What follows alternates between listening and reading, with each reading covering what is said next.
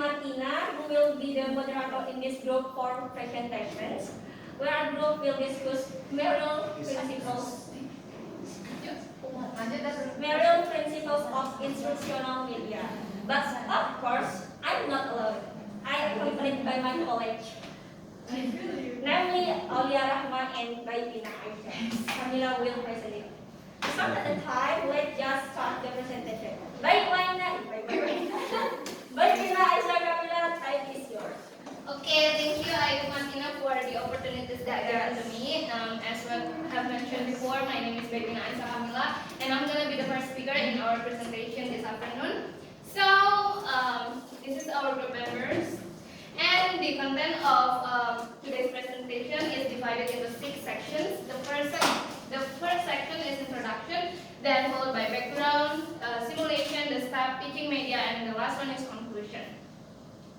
Next. Okay. First of all, before we jump into the principle that we have discussed in our group, it is better to know what is instructions first. So, as you see on the screen, instruction is a deliberate attempt to structure a learning environment so that students will acquire specified knowledge or skills. The purpose of instructional design is to ensure that the resulting instructional product does promote effective, efficient, and engaging learning. So over the last few years, learning brings its own set of changes and challenges that require teachers to be prepared, trained, and equipped with the right skills that will help them meet the challenges in the professions. Next, please. Now we move into the second section, which is the background of Merrill's principle of instruction model. So the background here, Merrill's principle of instruction were founded by David Merrill, a noted educational researcher and teacher. So Merrill identifies 5 core instructional design principles, which we also explain further to you, which he has those 5 core instructional design, which he has synthesized from his review of all these theories, frameworks, and models. So learners must actively engage with the learning content or material in order to fully grasp the information and apply it in the real world. This involves a multi-phase process of activation, demonstration, integration, and other essential components. Next, please. Now we move into the simulation. So this is several simulations that we found on some research. So, wait. Okay, so Merrill's principle of instructions are learning principles that pay attention to the benefits of each exercise given to students. So this principle, this teaching design that we choose is more focuses on how we give the exercises to the students. As the designer of the first principle of instructions, Merrill considers that learning will be effective if each step is always equipped with applicable exercises. So evidence from this is that one research that shows positive results about the strategy of delivering material in learning process using Merrill's principle of instruction is by Badali. The result of Badali shows that the learning model based on Merrill's principle of instruction can improve students' outcomes. If you are curious about this research, you can find it on the Google. Next, please. Now we move into the steps of teaching process in Merrill's principle of instructions model. So as what I have mentioned before, there are 5 core principles in Merrill's principle of instruction model. Next, Rahma. Okay, the first one is learning is promoted when learners are engaged in solving real-world problems. So learning starts with the demonstration of real-world problems. Learners should relate to the real issues and facts at hand, which is when learning would be effective. First, the learners can be presented with videos maybe or training tutorials to see the concept at hand in action. When learners can view the information in the form of an example, they will understand it better. So the problem-centered principle is the fundamental underlying underlying principle of Merrill. And the second core principle is learning is promoted when existing knowledge is activated as a foundation for new knowledge. So the course must activate the learner's base knowledge. That's the important thing. So this would be useful in connecting the pre-existing knowledge with the new knowledge that they know. So this space aims to create activities that build on existing knowledge and that absorb the new information presented. Number 3 is learning is promoted when new knowledge is demonstrated to the learner. So the course must be demonstrated the knowledge gained so that it influences the different brain areas and helps in retaining the new information. So the various steps and procedure must be demonstrated for the learner, where the learner is observing the process and being a part of it. Next, number 4 is learning is promoted when new knowledge is applied by the learner. So the learners must apply new information that they have gained before on their own and learn from their mistakes. So then they carry out each step of the text independently, which gives them the ability to see the obstacles that they will face in the future. So when they encounter a similar problem in the real world, they will have the knowledge and experience to solve it. And the last one is learning is promoted when new knowledge is integrated into the learner's world. So learning occurs when learners do more than only one acquire the desired skill.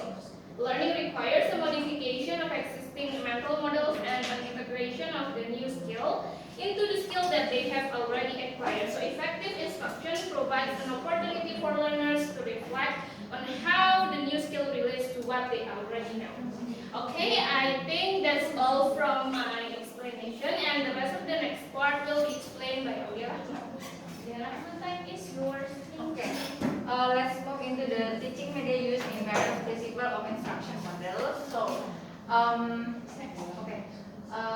it is consists 6 steps, which the first one is provide a word example of the task that learners will complete. So, problem-centered learning supports constructivist theories. This is the learners constructs their own understanding by building on their previous knowledge and experience. Problems may include simulation or situation that provide learners with contextualized, authentic, and learning experiences, allowing them to draw on existing knowledge to understand the problem, collect information from various sources, and resolve the problem. During the process, learners develop a deeper understanding of key concepts with strengthening problem-solving skills such as analytical thinking, initiative, and creativity.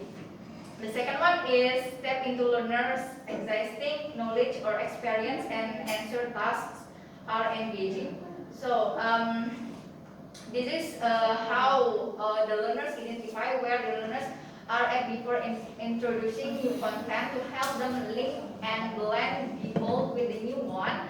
So revise and activate learners' previous knowledge on the topic to prepare them for building upon it. When learners feel that they already know some of the materials they taught, that their existing experience can be activated by an appropriate opportunity to demonstrate what they already know. So, however, if learners don't have relevant experiences, provide them to answer that they have a basic understanding of the topic before introducing complex concepts, because when they don't feel that they know the material, requiring learners to complete an information-oriented present of the material to be taught is frustrating to them and not productive in activating prior experience.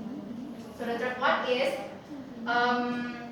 provide content with demonstration and examples that reflect the learning outcomes. So, when delivering content, incorporate multiple demonstration of the concepts where possible to provide context and deepen learners' understanding of its application. Learners are more likely to understand how to apply their learning when information is presented with examples. Multiple examples allow learners to compare different perspectives, use media that supports effective learning, and some forms of media may compete for learner attention, which leads this. Others complement and strengthen learning such as audio and relevance, sound graphics. And there are different kinds of skills to learn. Each kind of skill requires unique content, elements, and unique presentation strategies, which the demonstration for one type of skill is different from the demonstration for a different type of skill. To be effective, the demonstration must be consistent with the kind of problem, location with respect to the whole or parts, examples of the various categories or concepts, showing the execution of the steps together with the consequence for a procedure, and illustrating a specific process by showing the portrayal of the condition and sequence. Number 4 is provide opportunities for learners to apply their learning to different contexts. So, in this application, the application of knowledge to real-world context is a vital part of effective learning. Ensure the opportunities for learners to practice skills are consistent with the learning outcomes. Then the teacher may build learners' confidence by initially providing guidance, gradually reduce support, allowing the learners to take change and complete tasks independently. The teacher should provide multiple opportunities to apply learning to a range of situations to consolidate learning. Number 5 is include reflection activities or to recognize progress, which can encourage the learners to transfer their learning to their own life. So this part, learners are motivated when they recognize their own progress.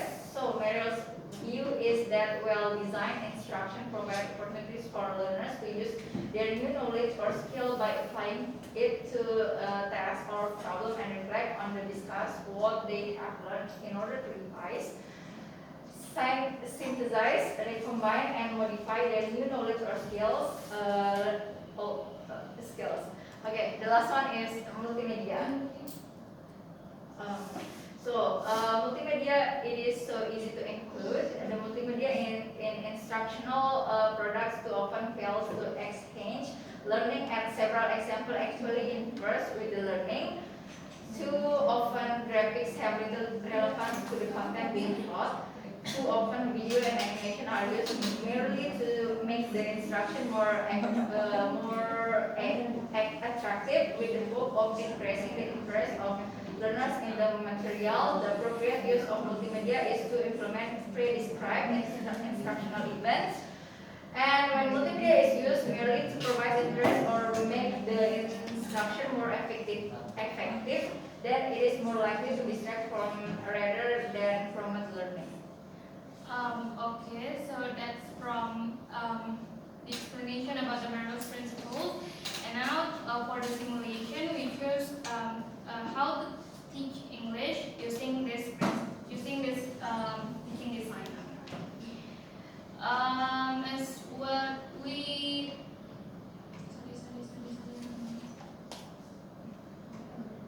As what I have mentioned before, that this teaching design is focuses on how to give good exercises for the students.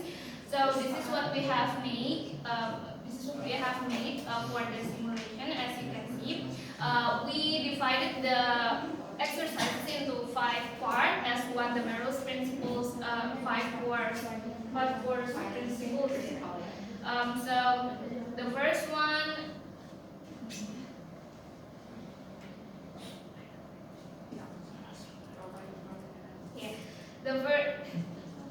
The first one is learning is promoted when learners are engaged in the solving real-world problems. So, in the first section in these exercises, we use the warm-up. Warm-up here, the purpose is to make the students to know the basic elements before they move into the more harder part of the exercises. And the second one is the second section, we make it is into the pre-reading section. So this pre-reading section also divided into 2 parts. The first one is completion. Here we put actually it must be colorful for the image. So, I don't know. Sorry. We put, as what I have mentioned before also, we need to give the students videos or tutor, or we can use image as always.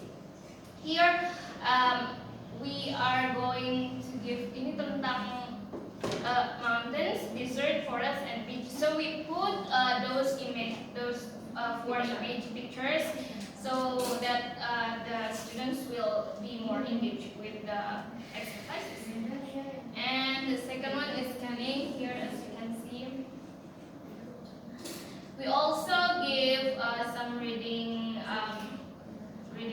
exercises here. We also with the pictures on the right hand. And here the third section is reading comprehension. We divided into two parts. The first one is multiple choice, and the second one is sequencing. So after the students read these passages, they could answer these questions.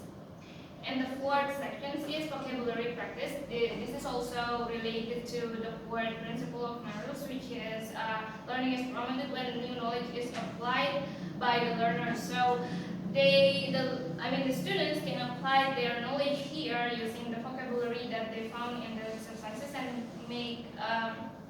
they can find the same information as in this answer. Soal ini maksudnya. Nah, jadi ada vocab and Iya. mereka harus Nyari di teks ini. And the second part is completion. Di sini ada kita taruh box and some words yang mereka harus put on these passages also. And the last part is sentence building, which is related to the last principle of Merrill's. Learning is promoted when new knowledge is integrated into the learner's world. So they can make sentences based on what they have known before from the first section until the last one here. Okay guys, okay. So from the explanation,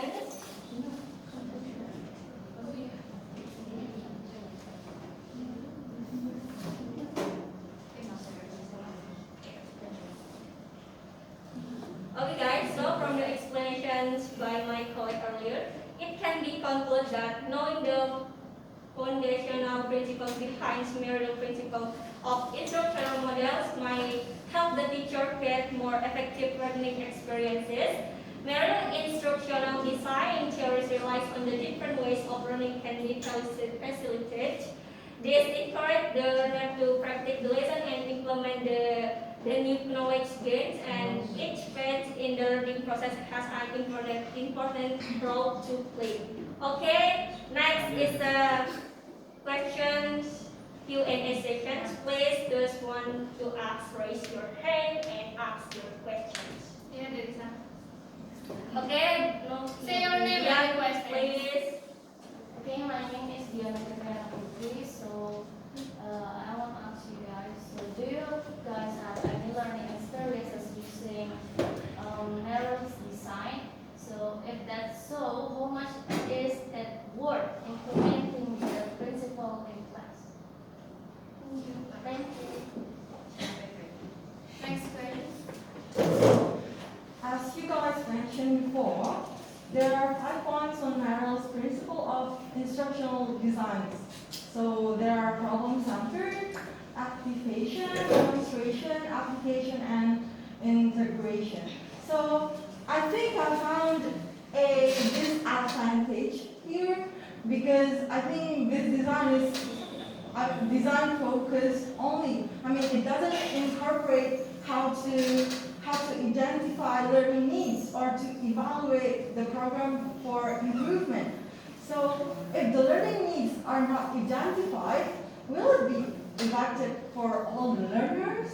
And if the answer is no, not, do you have any alternative teaching design to change this design, or at least to mix this teaching design so we can identify the learning needs before we apply this design? Thank you. Anyway, my name is Bayesha.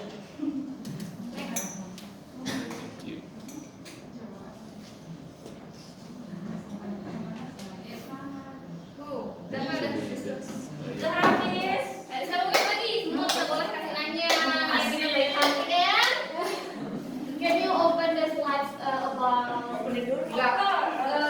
Apa tadi ya? Media use. Ya? Ya. Sorry? Tadi penggunaan medis. Teaching media use itu. Ya.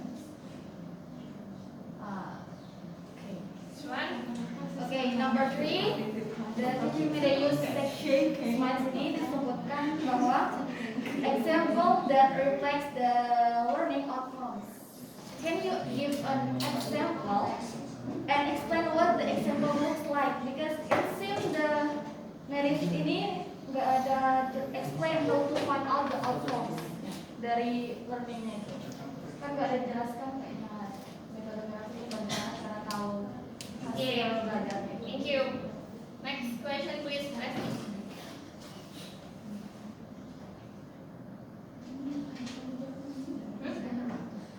Okay, so my question is, can this Merrill model be applied at every level of education? Thank you. Next question? No? English enough. Berarti dong. That's all guys. Okay, thank you. Udah, nggak ada lagi. Sudah ditutup ya.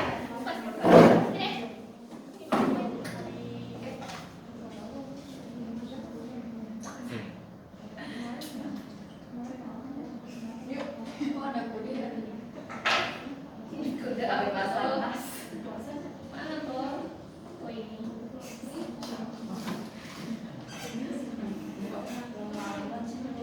Udah, siap yuk. Oke,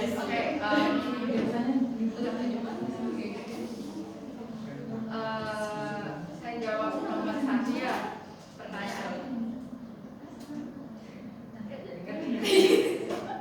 Okay, so I tried to answer the number 1 question from Ubud. Okay, listen please. I'm sorry.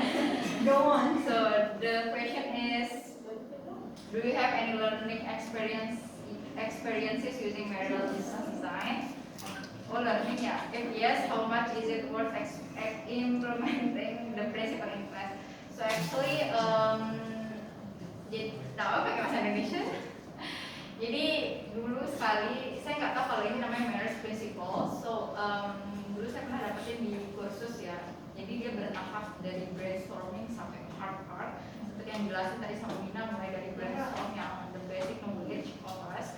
Terus nanti dia bakal bertahap sampai kepada disuruh buat sama kayak create. Kan ada apa sih namanya yang jadi mulai dari tahap yang easy sampai ke expert.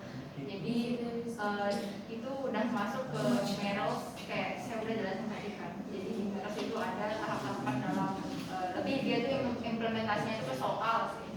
Jadi apalagi guru dia buat soal pasti mulai dari yang terendah. Dan itu saya dapetin di sekolah ada sih, cuman saya baru tahu kalau itu namanya Merrill. Karena kan saya baru belajar. So, worth it enggak? I think it's worth it sih, karena apa ya? Artinya ya. Tadi kan ada. Iya, dan kita lebih ngerasa engaging with the exercises ya, karena ada kayak misalnya dari mudah dulu. Terus kan kita buat tadi ini kayak kalian bisa lihat lebih menarik exercisesnya, bukan cuma sekedar soal biasa gitu dibuat kayak gini ya. Jadi lebih ada menarik untuk dilihat ya atau enggak? Step by step. Menarik dilihat, tidak dikerjakan. Ya kan kalau udah menarik minat otomatis akan menarik minat kita juga dong untuk mengerjakannya. Betul ya? Oke, thank you. Is it clear? Thank you. So now we move into the second question by Aisha. As what I stated before, memang ada five core principles of Merrill, which is problem center, activation, demonstration, application, and rational simplification. So the first one I'm going to answer. Aisha said that design focus only. It doesn't incorporate how to identify learning needs or to evaluate the program for improvement. Ya kan? My answer here is as the teachers we also learn the curriculum also di kurikulum kan yang kita pelajari di sini kayak itu kita diajarin how to identify the learning needs or the students needs. Jadi as a teacher seharusnya kita mengidentify itu dulu learning needs and students needs so that we can make these exercises. Nah, dan di exercises ini yang udah as what you have guys looked, there are 5 sections. Jadi di situ ada dari paling mudah sampai yang paling sulit seperti Rahma jelaskan tadi. Jadi di situ mungkin kita nggak buat khusus satu exercises. Jadi maksudnya itu adalah supaya biar bisa masuk ke semua students needs-nya gitu. Kan kalau satu kan belum tentu semua bisa oke nih dengan exercises ini, tapi kalau kita bagi dia berstep-steps, mungkin itu akan bisa memenuhi beberapa students need yang ada di kelas. And the second question you ask, if the learning needs are not identified, will it be effective for all learners? Seperti yang saya bilang tadi, kita bisa identify dulu as teachers. Then to evaluate, tadi pertanyaannya ada yang evaluate kan? Ini kan exercises, so it means that we need to kita harus menilai ininya, hasil dari jawaban studentnya. Jadi it also means evaluate, isn't it? Ya kan? And you ask, do you have any alternative teaching design to change this design or to make this teaching design gitu kan? Mungkin kalau untuk to alternative to change, mungkin kan kita udah di kelompok ini kan udah punya masing-masing teaching design. Jadi untuk di change mungkin kan memang ini pilihan kita, maksudnya this is what we choose to discuss. Kalau untuk di mix mungkin ya bisa di mix pakai apa namanya kita kemarin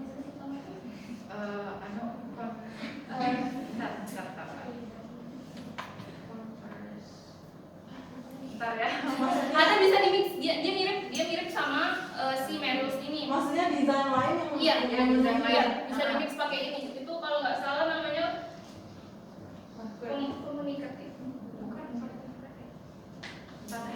Pokoknya ada deh bagi satu itu kita lupa. Nanti dicari pokoknya dia bisa di mix sebenarnya. Ini menurut saya teaching design-nya sangat bisa di mix karena dia hanya fokus di exercises. Jadi kan misalnya kayak kemarin kelompok resti ya di model itu yang dimana itu kan. Tapi maksud saya itu tadi ada nggak teaching design karena si Merrill ini nggak punya cara untuk identify student needs. Ada nggak teaching design yang bisa di mix sama Merrill ini biar kita identify dulu baru kita apply teaching design ini gitu. Oh kalau itu sih saya kurang tahu ya, tapi kalau untuk di mixnya bisa sama kooperatif. Ya kan kooperatif learning kan? Iya bisa di mix sama kooperatif learning karena itu kita udah search kemarin dia agak mirip, jadi bisa di mix sama si Merrill ini. Jadi mungkin itu bisa ngebantu kita untuk identify the learning needs or students. Alright, That's all from my questions. Is it clear? Yeah, it's Thank you. very clear.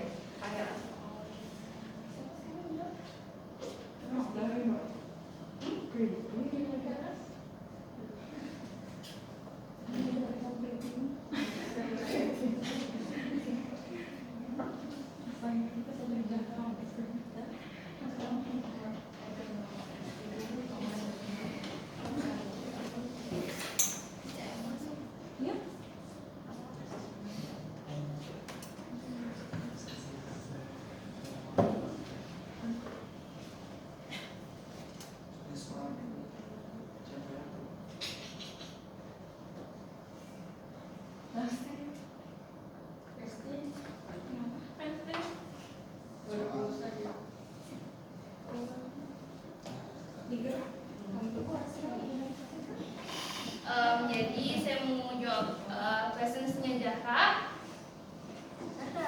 Selesai.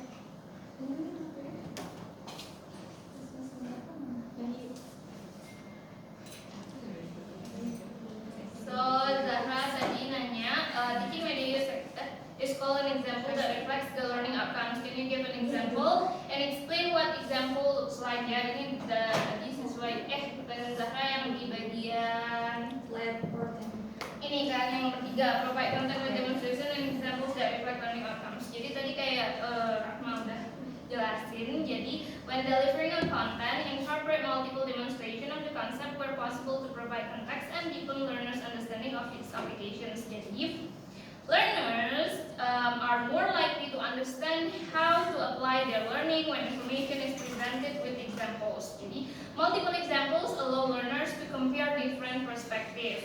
Use media that supports effective learning. Jadi examplesnya kayak ini tadi saya bilang itu di sini kan dia ngebahas di kayak gini misalnya contohnya ya satu contoh kan dia akan akan memilih words yang ada di box ini untuk ditaruh di sini kan dan yang kita bahas di sini misalnya mountain, desert, forest, and beach. Jadi example-nya we can put the images here. Jadi bisa so that they can more be engaged with the exercises or with the learnings. Is it answering your questions? Yeah. Thank you.